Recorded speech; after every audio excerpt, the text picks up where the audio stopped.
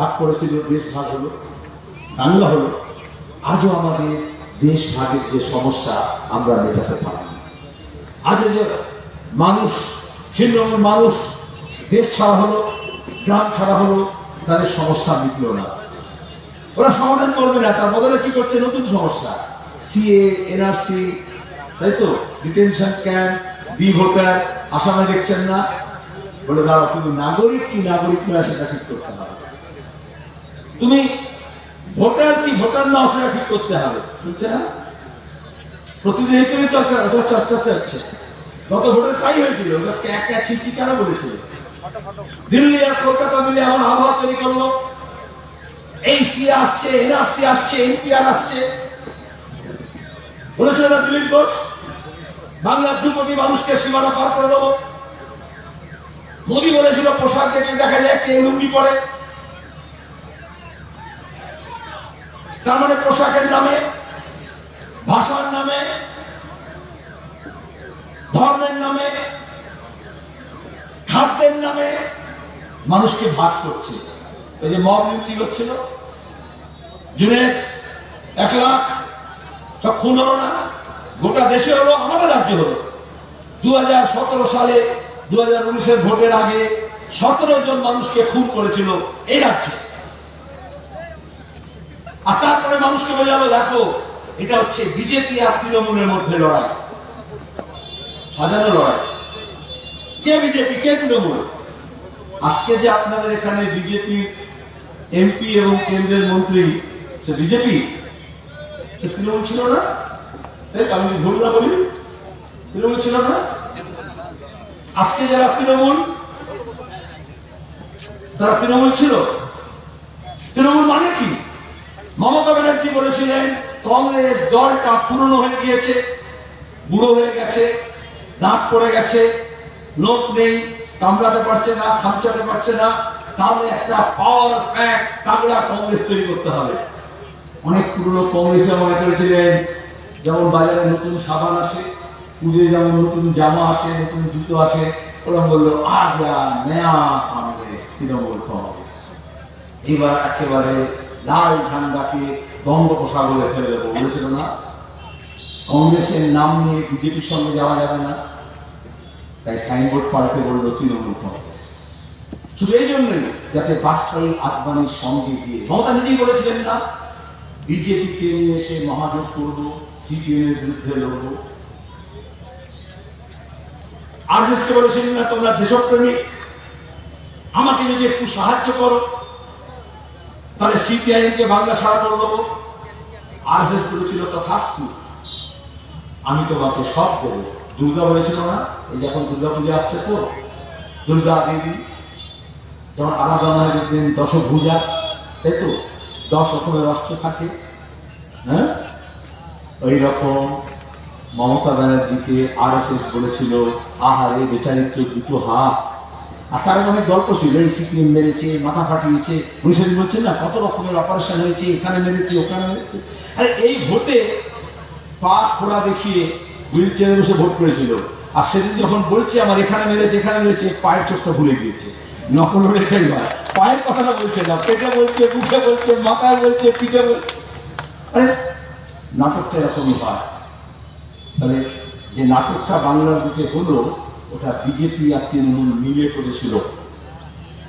RSS বলেছিল অস্ত্র শস্ত্র আমরা দেব, তবে আইপিএস অফিসার, তবে আদানি আম্বানির টাকা, পুঁজিপতিদের টাকা।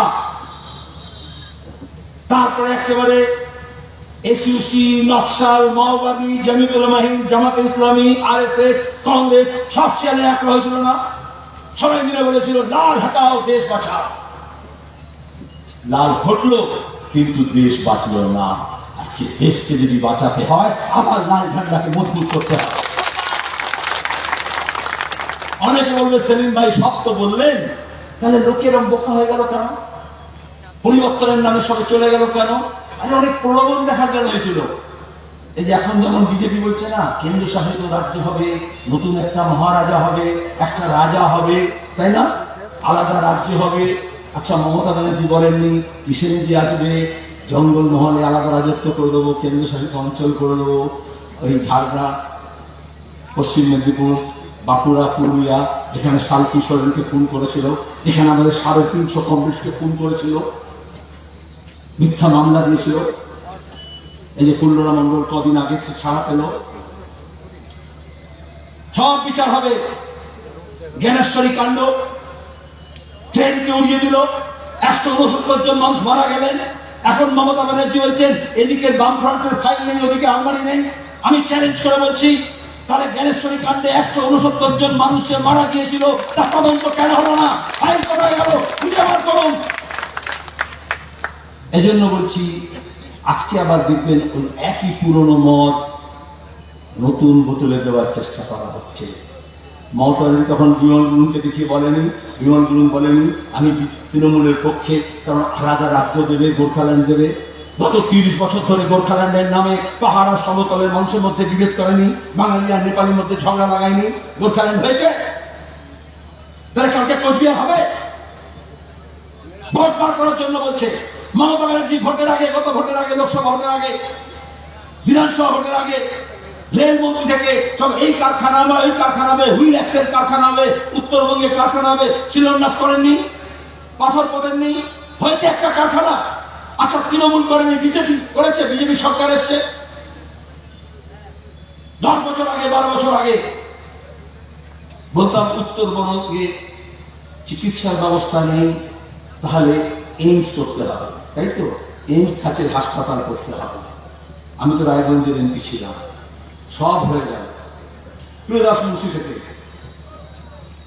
তারপরে মোদী প্রধানমন্ত্রী হলেন, বিজেপি নেতা সুরাগত উত্তরবঙ্গের কথা বলেন, এক কথা বললেন উত্তরবঙ্গে হবে না। দরকার ছিল তো উত্তরবঙ্গে, সবাই কিন্তু ছুটতে দক্ষিণবঙ্গে, দক্ষিণ ভারতে। কি বললেন? কি বললো বিজেপি? বিজেপি আর তৃণমূলের মধ্যে ঝগড়া আছে। মোদী বললো না খাতা না বহি, जो মমতা কাহে সো সহি। মমতা বলেছে কল্যাণীতে হবে, সুতরাং এইমসটা কল্যাণীতে হবে। তাহলে মোদী আর মমতার মধ্যে ঝগড়া আছে? বিজেপি আর তৃণমূলের মধ্যে ঝগড়া আছে? একটার পর একটা উদাহরণ দিতে পারে।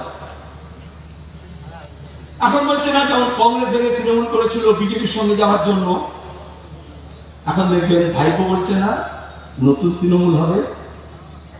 তার মানে কি? কয়লা পাচার কাণ্ডে সিবিআই থেকে, ইডি থেকে ছাড়া পাওয়ার জন্য, তাহলে যেমন মমতা ব্যানার্জি পূর্ণ কংগ্রেস ভেঙে তৃণমূল কংগ্রেস করে বিজেপির সঙ্গে দিল্লিতে গিয়ে সরকার করেছিলেন, এখন পশ্চিমবঙ্গের বিধানসভায় পুরনো তৃণমূলকে ভেঙে নতুন তৃণমূল তৈরি করে বিজেপির সঙ্গে গিয়ে এরা নতুন সরকার তৈরি করতে চাইছে। নতুন মালটা কি? আরে গুদাম থেকে তো গন্ধ বেরোচ্ছে, দুর্গন্ধ বেরোচ্ছে পচা মালের, সেখান থেকে নতুন ফ্রেশ মাল বেরোবে? 10 বছর ধরে, 11 বছর ধরে বলেছে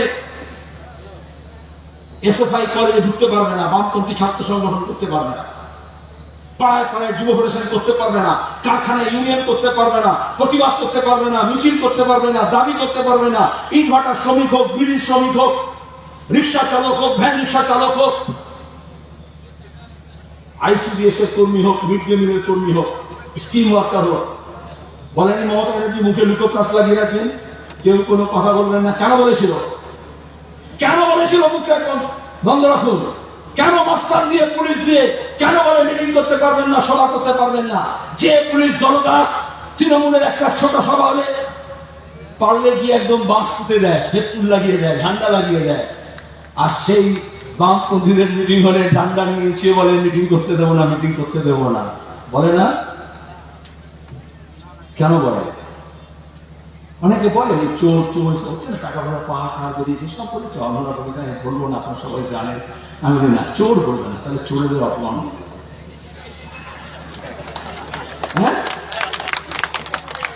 হ্যাঁ, চোর কি করে? একটু লুকিয়ে চুরিয়ে রাতের অন্ধকারে চুরি করে, এই তো বলে এই অনুব্রত গরু চোর,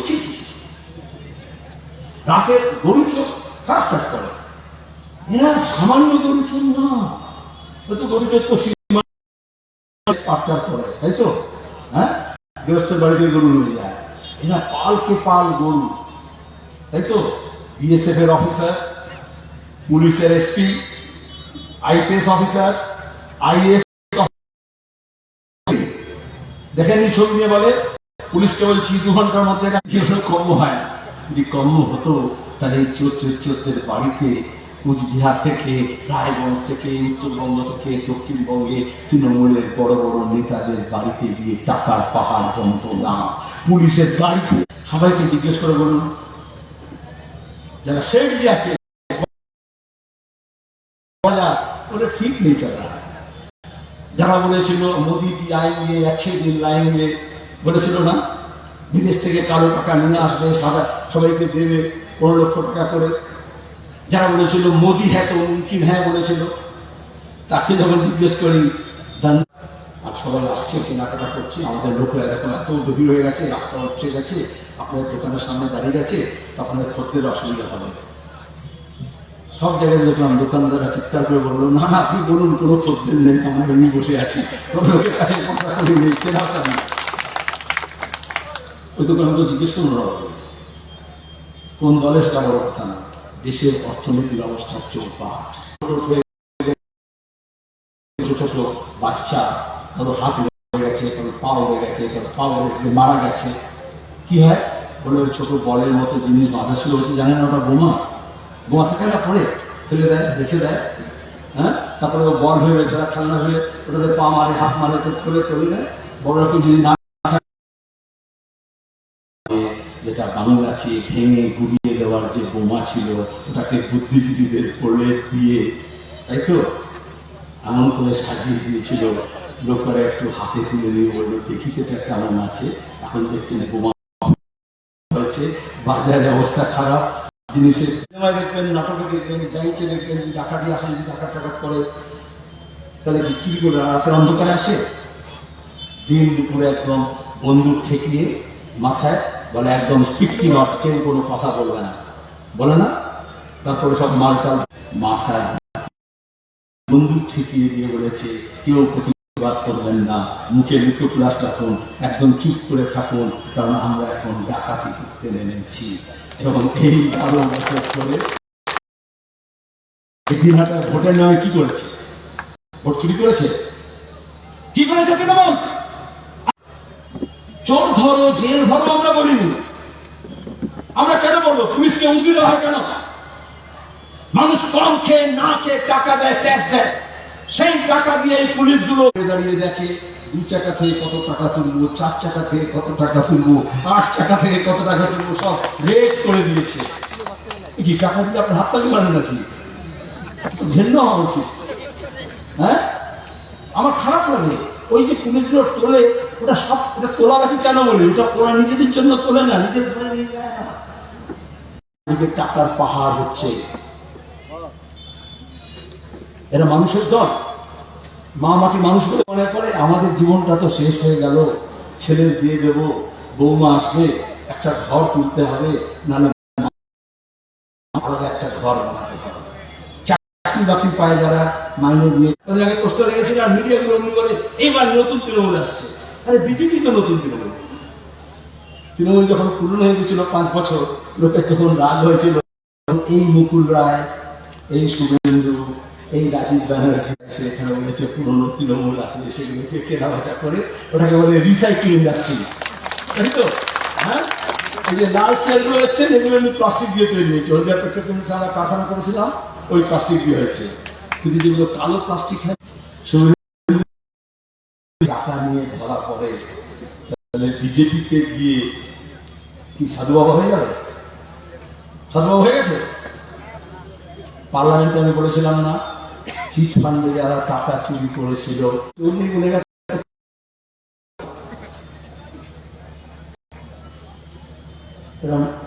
টাকা নিয়ে ধরেছিল না পকেটের মধ্যে, ধরেছিল কিনা?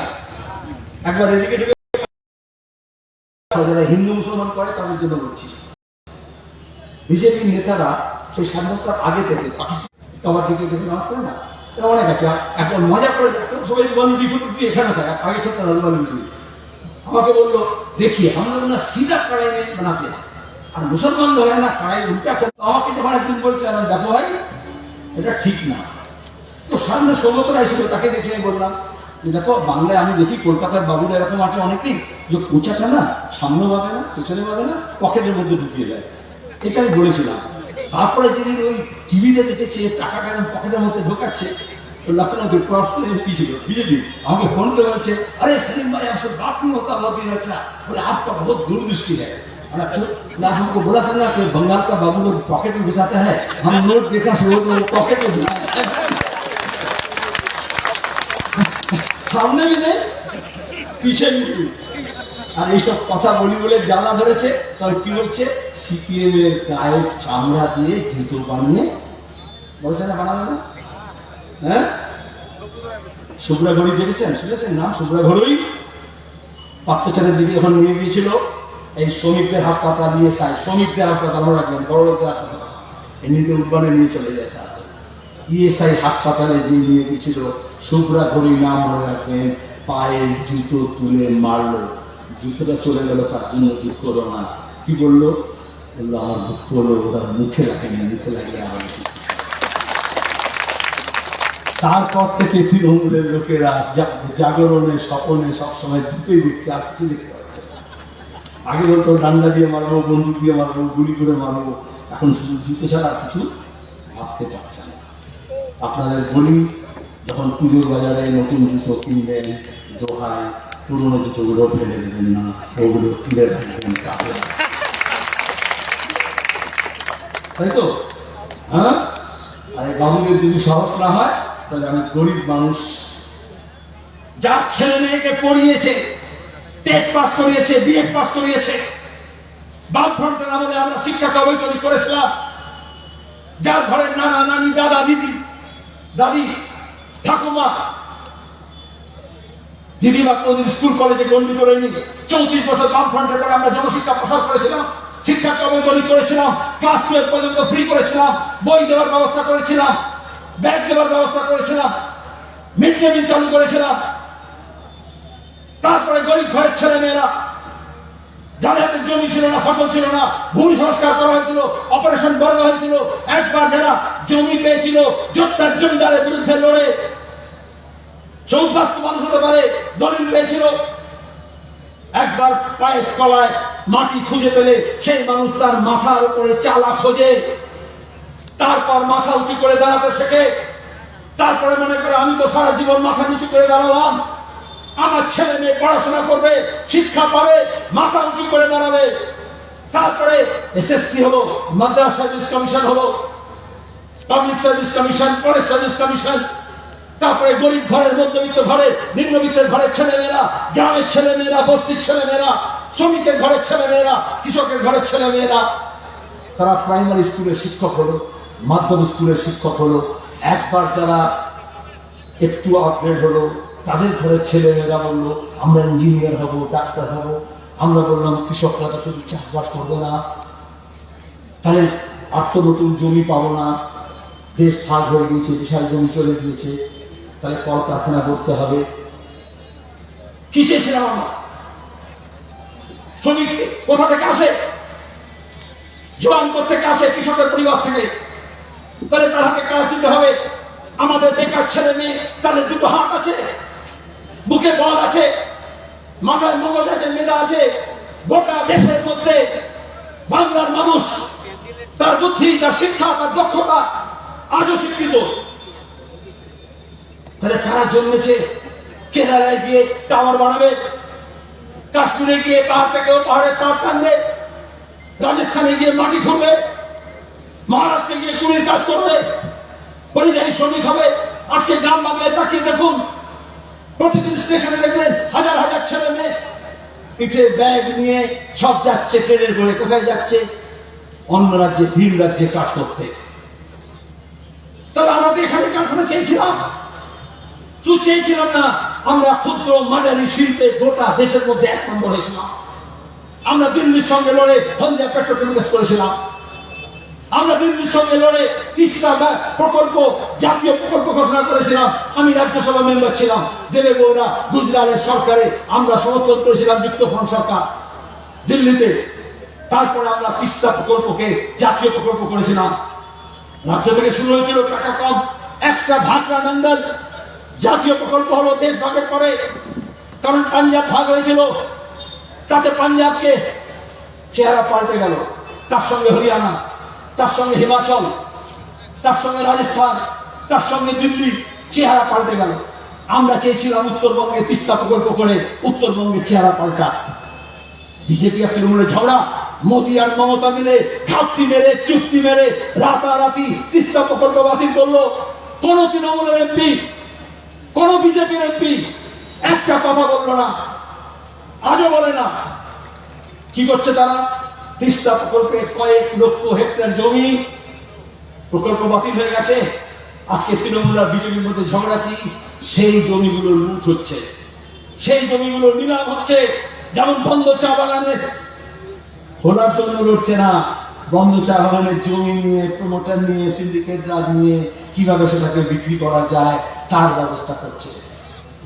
এরা উত্তরবঙ্গে ভালো চায়, পরিষ্কার কথা। যখন ভোট হলো, নির্মলা সীতারামন কমার্স মিনিস্টার ছিলেন, প্রধানমন্ত্রী আমাদের রাজ্যের মুখ্যমন্ত্রী, বাপরে বাপ কি হয়েছে এই চা বাগান নিয়ে। আর যখন ভোট হয়ে গেল, খেল খেতাম পয়সা হাজার, আর চা বাগানের কথা বলছে না, চা বাগান শ্রমিকের ন্যূনতম মজুরির কথা বলছে না, উত্তরবঙ্গের শিল্পের কথা বলছে না। আমাদের এখানকার বনের সম্পদ, আমাদের এখানকার কৃষির সম্পদ, আমাদের তামাক হোক, আমাদের চট হোক, সেই নিয়ে আমাদের এখানে কারখানা হতে পারে না। আমাদের ট্যুরিজম, আমি নিজে পার্লামেন্টে ট্যুরিজমের চেয়ারম্যান ছিলাম। তারপরে হিমালয় রেলওয়ে ইউনেস্কো স্বীকৃতি পেয়েছিল, লড়ছিলাম 4 বছর ধরে। আমরা এসব কথা বলি না। অনেকে বলে আপনারা এত কাজ করেন, সাইনবোর্ড লাগান না। আর তৃণমূলতে একটা পেচ্ছাপ খারাপ করলে মমতা ব্যানার্জির ছবি লাগিয়ে অনুকরণ সাইনবোর্ড লাগান। আমিও বুদ্ধবাচ্চাকে বলতাম, বুদ্ধবাচ্চা দেখো যদি ফুল ফোটে সে কি সাইনবোর্ড লাগিয়ে ফোটে? ফুল তো নিজেই ফোটে। আর যে ফুল ফোটে না সেই ঘাস ফুল তৃণমূল, যে ঘাস ফুলকে দেখা যায় না সেটাও কিন্তু সাইনবোর্ড লাগিয়ে দিয়ে ফুটিয়ে দিয়েছিল, তাই তো? ওরা সাইনবোর্ড লাগিয়ে দিয়ে ফুটিয়েছিল। বাংলার ছেলেমেয়েরা ঘরে ঘরে তৈরি হচ্ছে, লাথি মেরে এখন তাদেরকে বাংলা থেকে ফুটিয়ে দেবে। আমাদের গণতন্ত্রকে ফিরিয়ে আনতে হবে। আমাদের পঞ্চায়েতকে ওই লুটের হাত থেকে কে আনতে হবে। আপনারা শুধু টেলিভিশনে দেখবেন টাকার পাহাড়। আপনি বাজারে যখন যাচ্ছেন একটা সর্ষের তেল কিনতে, এটা চাল ডাল গম ঘুম তেল কিনতে, এই পুজোর বাজারে বাচ্চা ছেলেমেয়ের জন্য জামা কাপড় কিনতে আপনাকে বারবার খুঁজতে হবে কোথায় আলমারির তলায় কোথায় 200 টাকা আছে, কোথায় কার কাছে 500 টাকা পাওয়া যায় বাকি আছে। আর তৃণমূলের খাটের তলায় কোটি কোটি টাকা আছে, তাই তো? তৃণমূলের খাটের তলায় কোটি টাকা। ইডি নিয়ে কি করবে আমরা জানি না, কিন্তু তৃণমূলটাকে খাটের করে তুলতে হবে। পরিষ্কার কথা। समझदारों के लिए सारा काफी है, खाटे तुले हरि बोल लिखते হবে, সোজা কথা। বিজেপি বলবে কেউ কেউ মনে করেছিল আরে বুদ্ধবাবু খুব ভদ্রলোক, বিমানবাবু খুব ভদ্রলোক, সূর্যকান্ত মিশ্র খুব ভদ্রলোক, তাহলে কি হবে? বলে কাঁটা সে কাঁটা নিকালতা হয়। তাহলে তৃণমূলটা একটা কাঁটা আর একটা কাঁটা লাগবে, তাকে বার করতে হবে।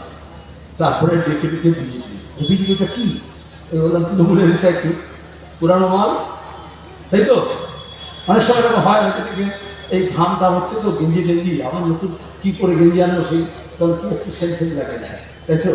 তো বিজেপিটা হচ্ছে পুরোনো দুর্গন্ধময়, তৃণমূলের একটু সেন্ট লাগিয়ে দিয়েছে, আধুনিক সেন্ট লাগিয়ে, আর বলছে আমি বিজেপি আছি।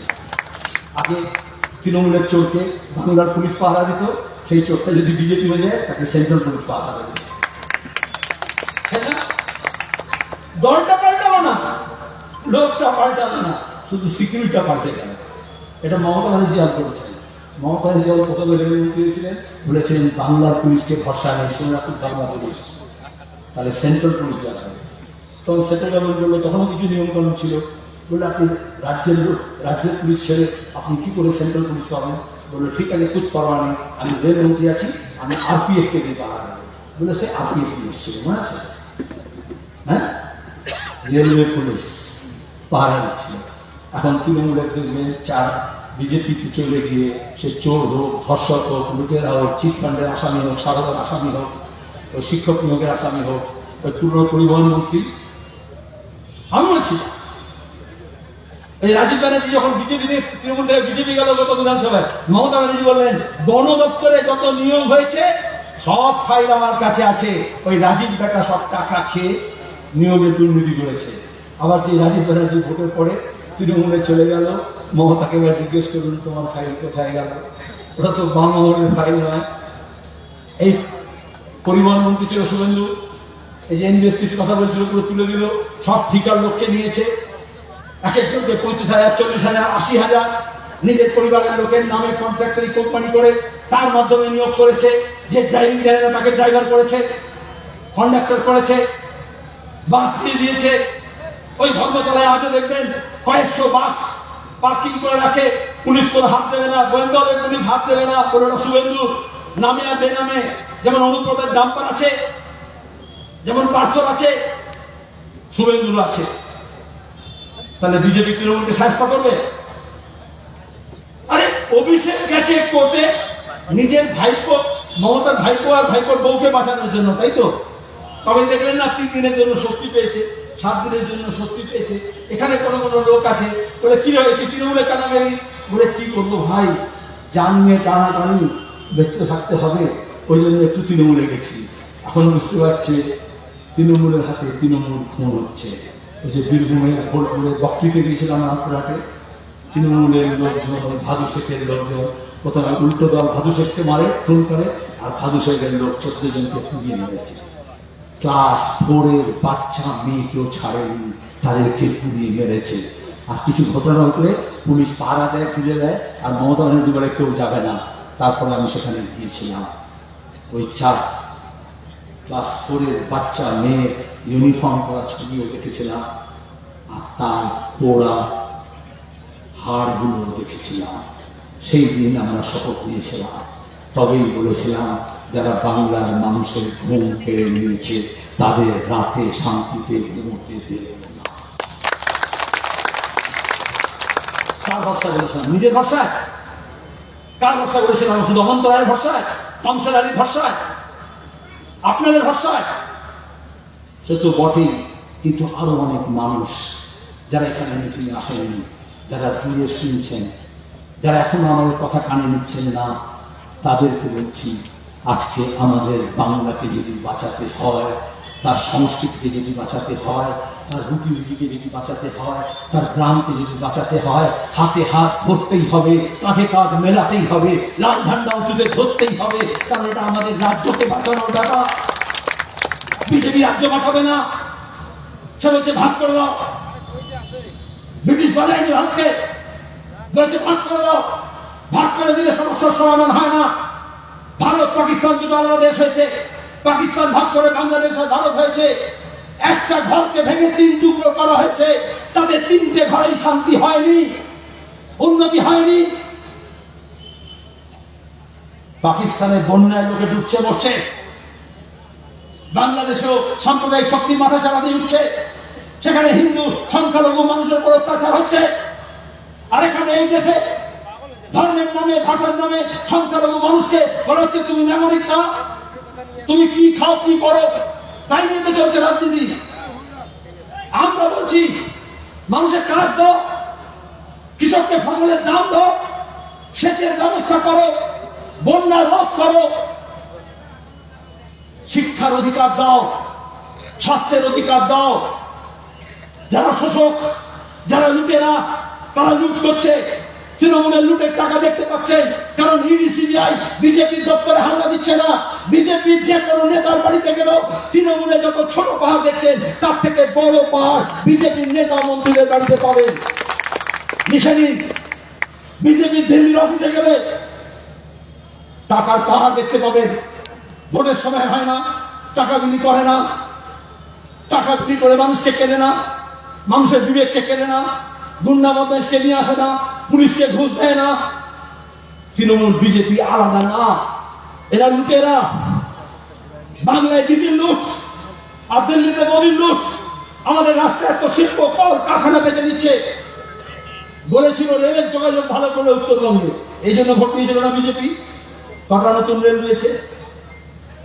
যে রেলগুলো ছিল সেটাও সময় মতো চালাতে পারে না। মমতা ব্যানার্জি যেমন রাজ্য সরকারে নিয়োগ করছেন না। বিজেপি সেরকম 2014 পরে রেলে, পোস্ট অফিসে, ব্যাংকে, কেন্দ্র সরকারের সচিবালয় কোথাও নিয়োগ করছে।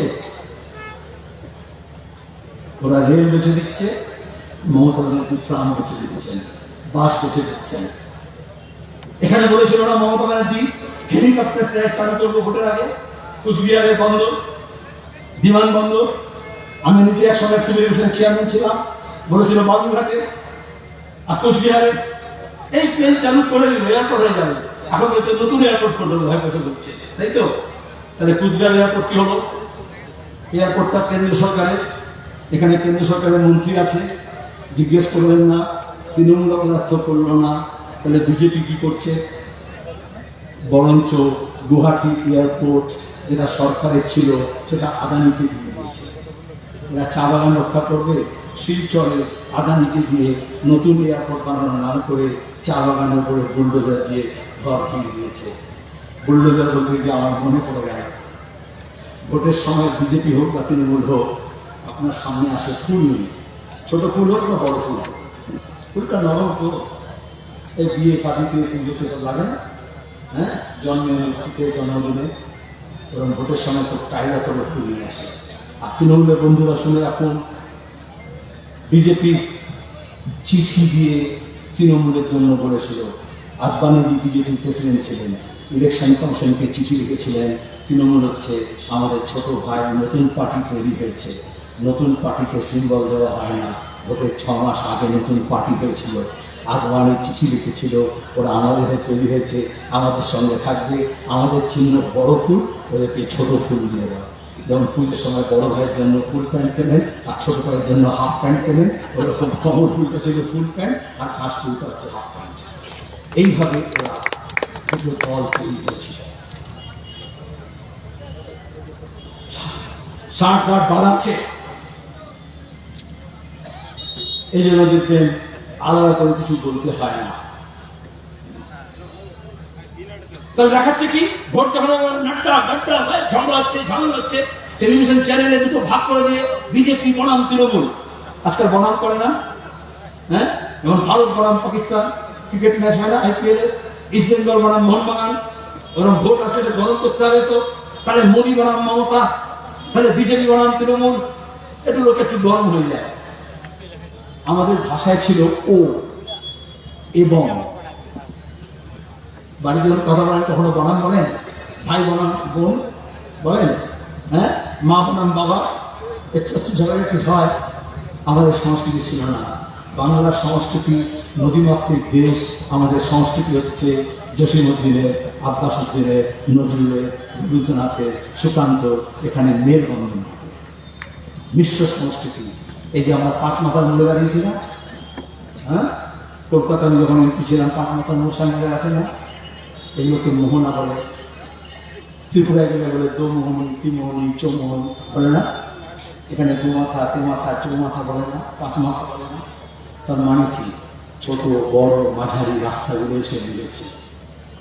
এরকম ভারত মহাসাগরে নর্মদা, কাবেরী, গঙ্গা, পদ্মা, যমুনা, এই তো বিশাখা, জাহ্নবী সব এসে মিলেছে, আলাদা নদীর ধারা এসে মিলে, তারপরে মহাসাগর হয়। আজকে RSS বিজেপি কি করছে? না, উল্টো পথে চলো, যে পথ থেকে যে এসছে সে যেন নিজের পথে চলে যাওয়া, কে আর্য, কে অনার্য, কে দ্রাবিড়, কে হিন্দু, কে মুসলমান, কে সব, কে হুন, কে পাঠান, কে মোগল, তাই তো, কে মঙ্গলাইট, এইভাবে ভাগ করে দিচ্ছে। ওই পাগলদেরকে বলবে, একবার যখন সব নদী এসে সমুদ্রে মিশে যায়, তারপর লাঠি মেরে ওই জলে কখনো জলটাকে ভাগ করে, এটা গঙ্গা, এটা যমুনা, এটা পদ্মা, এটা কাবেরী, এটা গোদাবরী, এই ভাগ করা যায় না। আমরা সবাই মিশে গেলে আমাদের একটা বিশ্বাস। ঠিকই কোনো নদীতে বেশি কাদা আছে, কোনো নদীতে বেশি পাথর আছে, কোনো নদীতে বেশি বালি আছে, বিজেপি বালি পাচার করছে, তৃণমূল বালি পাচার করছে, তাই তো, ওসব পাচার কাণ্ড হচ্ছে না। চন্দন কাঠ পাচার কথা বললো, যত পাচার, গরু পাচার থেকে বলুন, চন্দন কাঠের পাচার বলুন, পাচার মানে হেরোইন হোক, গাঁজা হোক, সোনা হোক, গরু হোক, আন্তর্জাতিক সীমানায় বিজেপি সরকারের BSF সেই দেশের দিনহাটা থেকে বাগদা, গরিব ঘরের ছেলে মেয়ে গ্রামবাসীদের উপর জুলুম করছে। জামাই বেড়াতে আসলে তাকে বলে তুমি কোথাকার লোক, স্মাগলার করে গ্রামবাসীকে গুলি করে মেরে দিয়েছে। এখানেও মেরেছে গত জুন মাসে। রাজ্য পুলিশ, কেন্দ্র পুলিশ কোন তদন্ত করে না। এই যে বিধানসভা ভোটের সময় গরম করলো বিজেপি আর তৃণমূল, হিন্দু মুসলমান করলো, বললো কেন্দ্র বাহিনী গুলি মেরেছে শীতলকুচিতে। ভোটের পরে একটা দামা বাঁধবে না, দিলীপ ঘোষ বললো আরো কাটাকে মারবো, মমতা বললো কে মারবো আমি দেখে নেবো। কোন তদন্ত হলো? এনআইএ তদন্ত করছিল, রাজ্যে সিআইডি করছিল, সিবিআই করছিল, গরিব মানুষের প্রাণ নিয়ে খেলা হলো। মমতা ব্যানার্জি গরম করেছিলেন, আমার কাছে ফোনে আছে, আমরা কেস করব, সব কেস হবে। এই জন্য তো নজরে কনসেন্স করেছি। আমি নিজে শীতলকুচিতে যাব, ওই পরিবারগুলো এখনো তৃণমূলের যদি কোনো মায়া মমতা থাকে তাদের সঙ্গেও মিশবো, আর বলবো মমতার কোনো মমতা নেই, ভোট ছাড়া টাকা ছাড়া আর কিছু বোঝে না। আর যদি কিছু বোঝে, নিজের ভাইপো বোঝে, ভাইপোর বউ বোঝে, তৃণমূলের লজ্জা করে না। কাল রাতে শুনেছেন ভাইপোর শালী, তাই তো? আমি তো গাল দিলাম না, শালী তো বলে, হ্যাঁ? ও তো আবার ইংরেজি জানা আছে, সিস্টার ইন ল, তাই তো? হ্যাঁ, বিমানবন্দর থেকে বলেছে দেশের বাইরে এখন যাবেন না, কারণ ভাইপোর বউয়ের টাকা আপনি হাফিজ করতে যাচ্ছেন। ব্যাংককে, থাইল্যান্ডে সব টাকা আছে না, শুধু এখানে টাকা দিচ্ছেন না, সব বিদেশের ব্যাংকে পাচার আছে। আরএসএস এর কাছে গিয়ে মাথা মতো করে মমতা ব্যানার্জি দালাল পাঠিয়ে, আরএসএস এর মোহন ভাগবতের কাছে শুনে নিন, জামাই ষষ্ঠী পাঞ্জাবি পাঠিয়ে, ধুতি পাঠিয়ে, ফল পাঠিয়ে, মিষ্টি পাঠিয়ে, পুলিশকে দিয়ে বলেছে আর যাকে ধরো ধরো, আমার ভাইপোটাকে আর ভাইপো বউটাকে নিস্তার দাও। যারা এখানে তৃণমূল করে, মস্তানি করে, ভোটের সময় মস্তানি করেছে, তাদেরকে বলছি ফুটো মস্তানদের। পার্থ চ্যাটার্জি ধরা পড়েছে, মমতা ব্যানার্জিকে ফোন করেছে, মমতা ব্যানার্জি ফোন ধরেনি। যারা মোবাইল ব্যবহার করে জানে, ব্লক করে দিয়েছে। সুতরাং উদয়ন গুহ যতই লম্বা চওড়া কথা বলো, মা যদি ধরা পড়ে, বাবা যদি ধরা পড়ো, হ্যাঁ, এখানকার মানুষ তো ব্লক করে দেবেই, তোমার দিদিও তোমাকে ব্লক করে দেবে। আর বাকি মস্তানদের বলি, মেরা লড়ে ফুটি চড়ে, তোদের কালীবাড়ির ছোটো প্যান্ট করছে, এটা খেয়াল রাখি।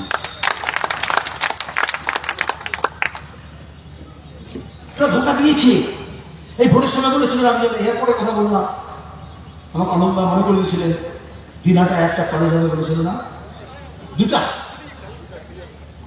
হয়েছে। কে করে দিল? তৃণমূল করে না, বিজেপি করে দিয়েছে।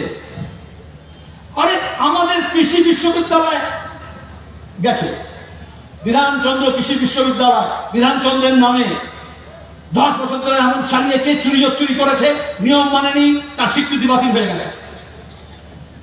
রাজ্য চালাবে।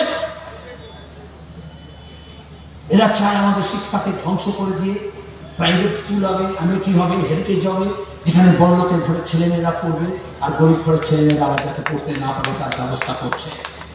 আর সেই জন্য ওই ছেলেমেয়েরা যারা শিক্ষক হতে পারতো, এই কুচবিহারের ছেলেমেয়েও আছে যাদের সঙ্গে ওখানে এসএসসি যা নামে আর মাদ্রাসা সার্ভিস কমিশনের যাদের বসি, তৃণমূল তাদের পাশে দাঁড়িয়েছে। পুলিশ দিয়ে লাঠি মেরে মাথা ভেঙেছে, জেল দিয়েছে, মিথ্যা মামলা করেছে, সিপিএম এর কর্মীরা তাদের সঙ্গে লড়েছে, ছাত্র যুবরা লড়েছে। আজকে তারা একা নয়, যারাই প্রতিবাদ করছে। আনিস খানের নাম শুনেছেন আপনারা? খুন করেছে আনিস খানকে। আনিস খানের লাশ নিয়ে যে ছেলেটা গিয়েছিল তার নাম সালমান খান, তার চাচাতো ভাই। পরশুদিন যখন আমি ট্রেনে করে আসছি, ভোর রাতে সালেম খান ফোন করে আনিস খানের বাবা, আপনি কোথায় আছেন, আমাদের বাড়িতে আসুন। কারণ একমাত্র প্রধান সাক্ষী হচ্ছে সালমান খান। পুলিশ পাঠিয়ে আনিস খানকে খুন করেছিল। আর এখন হয় পুলিশ না তৃণমূল না, দুজনের দোষ। আমাদের রাজ্যে কে পুলিশ আর কে তৃণমূল বয়ে যায়। উর্দি করে তৃণমূল পুলিশের থাকে নাকি? উর্দি ছেলে পুলিশ তৃণমূলের ঝান্ডা ধরে আমি বুঝতে পারি না।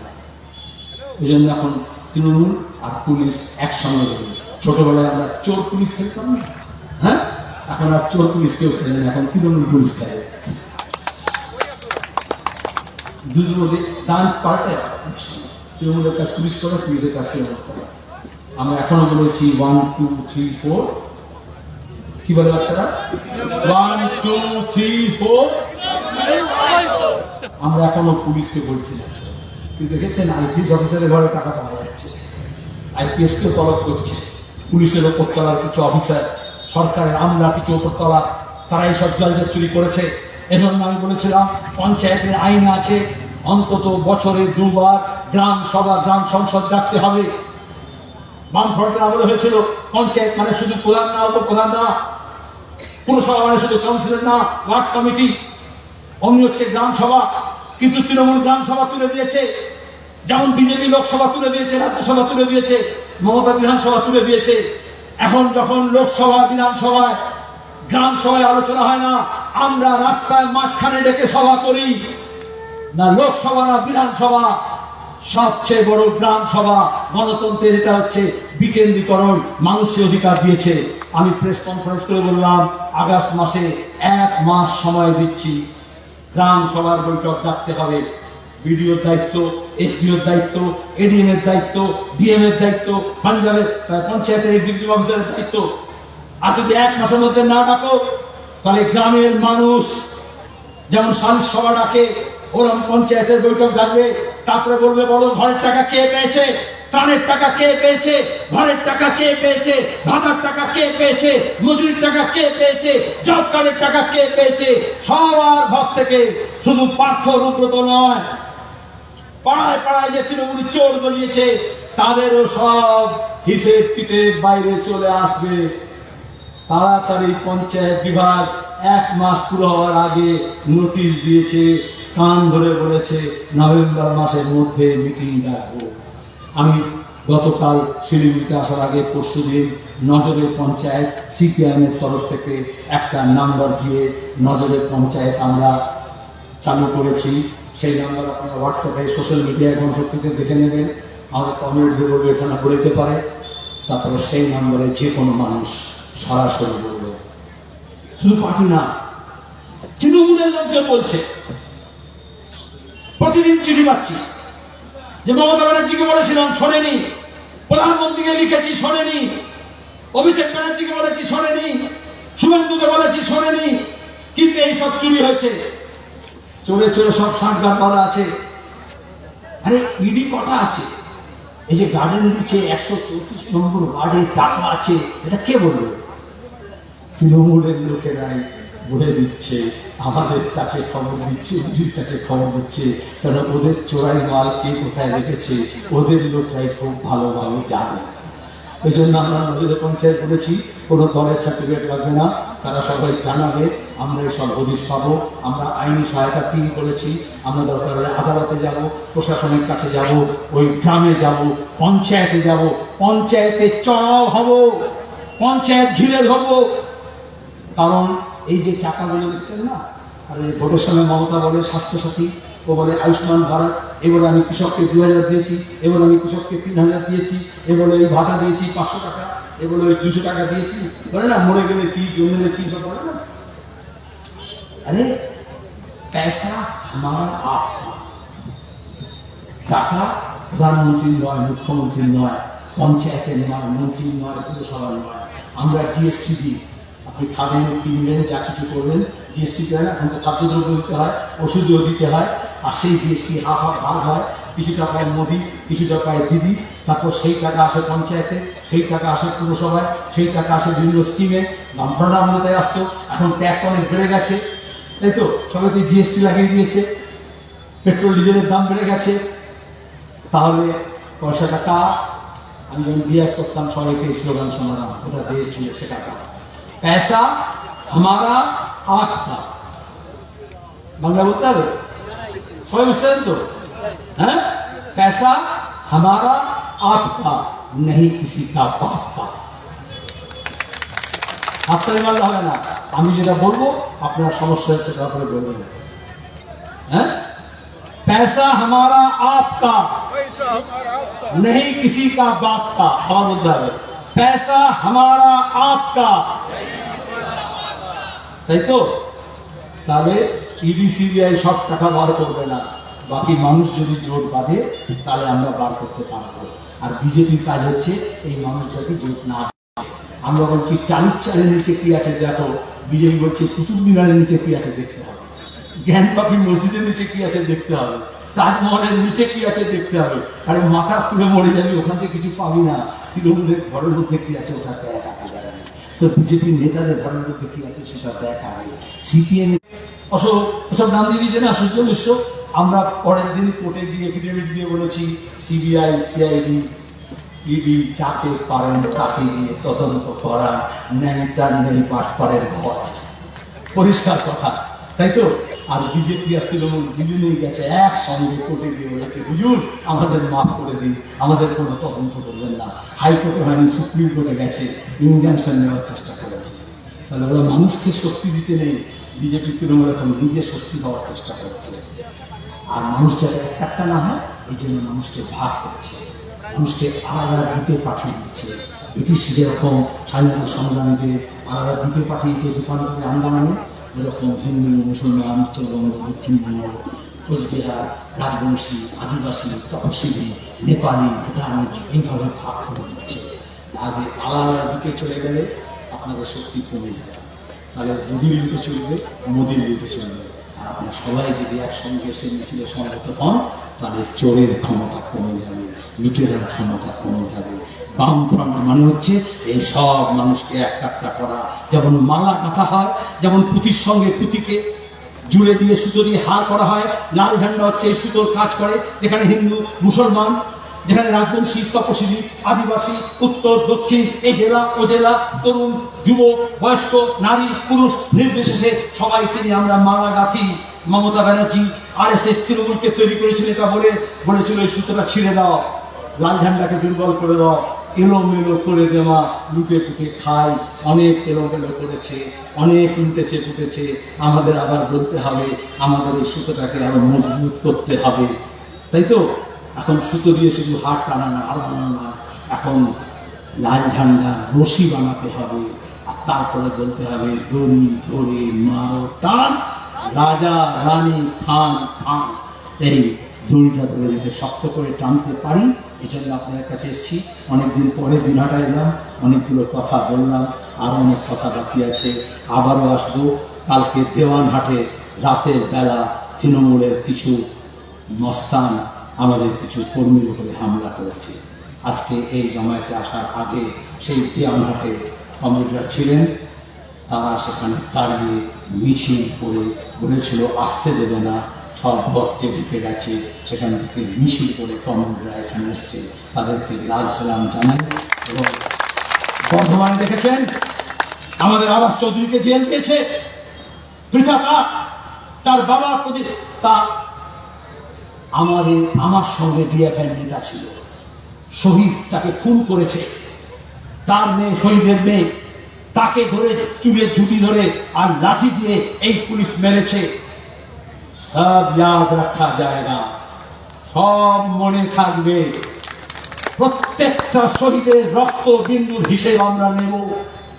পুলিশের প্রত্যেকটা লাঠি আর বাঁশের জবাব আমরা দেব। শুধু সময়ের অপেক্ষা করতে হবে, প্রস্তুত থাকতে হবে। পুলিশকে বলবো আইন মেনে চলো, দালালি করে খুব বেশি দূর যেতে পারবে না। আইন মেনে চললে তোমার সিভিক ভলেন্টিয়ার যারা আছো তোমাদেরও চাকরি থাকবে। এই যেখানে টাকা বেরিয়েছে গার্ডেন নিচে, 9 বছর আগে সেই গার্ডেন নিচে পুলিশের এসআই তাপস চৌধুরী তৃণমূল খুন করেছিল। পুলিশ ভুলে যেতে পারে, আমরা ভুলিনি। অমিতাভ মল্লিককে আজকে যারা তৃণমূল, তখন যারা বিমল গুরুঙ্গের লোক ছিল তারা খুন করেছে। তৃণমূলের আমলে 6 জন পুলিশ তৃণমূলের হাতে খুন হয়েছে। আনিস খান খুন হলে বাংলার ছাত্র যুবরা বলে খুনির বিচার চাই। পুলিশ যদি খুন করে তাহলে তারও শাস্তি চাই। আর পুলিশ যদি খুন হয়, তৃণমূল যদি খুন করে, আমরা তারও বিচার চাই, শাস্তি চাই। আমরা খুনির বিচার চাই। মানুষ খুন হলে মানুষ গর্জায়, ছাত্র খুন হলে, সুদীপ্ত সেন গুপ্ত খুন হলে ছাত্ররা গর্জায়, মাইদুল মির্জা খুন হলে যুবরা লড়াই করে, শ্রমিক খুন হলে শ্রমিক সংগঠন লড়াই করে। আজকে পুলিশের এমন অবস্থা হয়েছে, 6টা পুলিশ খুন হলেও পুলিশের মুরব্বি এটা বলার যে পুলিশ খুন হয়েছে বিচার করো। আমরা আমরা লাল ঝান্ডা, পুলিশ খুন করলো বলি অপরাধীকে শাস্তি দিতে হবে, আর পুলিশ খুন হলেও আমরাই করবো, তার বিচার করতে হবে এবং অপরাধী তৃণমূলকে শাস্তি দিতে হবে। এই তৃণমূলের ছেলেপুলেদেরকে, এই সিভিক ভলেন্টিয়ার বেশিরভাগ টাকা পয়সা নিয়ে হয়েছে, ওরা ভয় পাচ্ছে তৃণমূল চলে গেলে কি হবে। আমরা বলি, এই CI2 বলে, যত ঠিকা শ্রমিক আছে, যত স্কিম ওয়ার্কার আছে, তাদের চাকরিকে পার্মানেন্ট করতে হবে। ওই সিভিকের ছেলেদেরকে শোষণ করা যাবে না, ওদের চাকরিও পার্মানেন্ট করতে হবে। শুধু আমরা লিস্ট দেখে নেব কে লাঠি তুলে চোর তাড়িয়েছিল আর কে লাঠি তুলে আমাদের ছাত্র যুব কর্মীদের মাথায় লাঠি তুলেছিল। এই একটা জিনিসই আপনারা, ঠিক তো? তাহলে আজ থেকে আর লাল ঝান্ডার গায়ে লাঠি তুলবেন না। যদি মুরত থাকে চোর চোরদেরকে, আরে আমরা বলছি চোর ধরো, জেল ধরো, এটা তো পুলিশের কাজ, পুলিশ করেনি। চোর ধরা তো পুলিশের কাজ। আজকে ইডি সিবিআই আসছে, পুলিশের লজ্জা পায় না? কি হয়, আপনার স্কুলের মাস্টার যদি ঠিক মতো না পড়ায়, তাহলে আপনাকে একটা টিউশন করতে হয় না, বাইরের মাস্টারকে করতে হয় না? তাহলে আজকে রাজ্যের পুলিশ চোর ধরলো না, তবে তো ইডি সিবিআইকে আনতে হবে। হাইকোর্ট কেন বললো ইডি সিবিআইকে? কেন বাগেরহাটে যে দুটো ছেলে মারা গেল ছাত্র, কেন তার বাবা মা বলছে সিবিআই চাই? সেটা বলতে পারতো সিআইডি চাই। তারপর ভরসা উঠে গেছে। তাহলে স্কুলের মাস্টারকে যখন বললো বাচ্চাদেরকে পড়ান, তাহলে আলাদা এক্সট্রা মাস্টার লাগবে না। রাজ্যের পুলিশকে বলবো তোমরা চোর ধরো আর জেল ধরো, তাহলে আর বাইরের পুলিশকে আনতে হবে না। ধন্যবাদ। ইনকলাব জিন্দাবাদ।